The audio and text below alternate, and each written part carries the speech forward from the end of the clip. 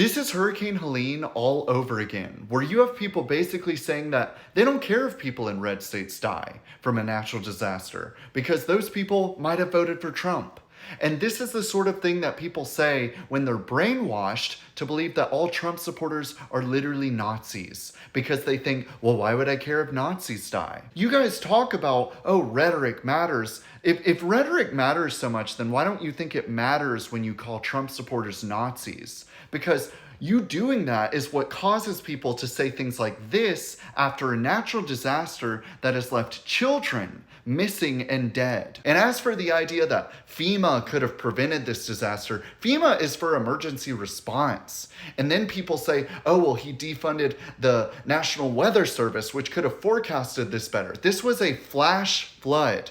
Flash floods are notoriously nearly impossible to predict as to their precise location and the amount of rainfall. There were warnings as early as July 3rd, but you guys hear one talking point that there were no warnings and you just run with it like you know what you're talking about. The problem here was that because this was a flash flood, there was so little time for the message to reach the broader public. With that said, there's no way to know what this timeline would have looked like with an additional billion, $2 billion, or $10 billion to the National Weather Service. But even if you did know what that would look like, that would still not be an excuse to basically say that it's okay when people die in natural disasters as long as they voted for Trump.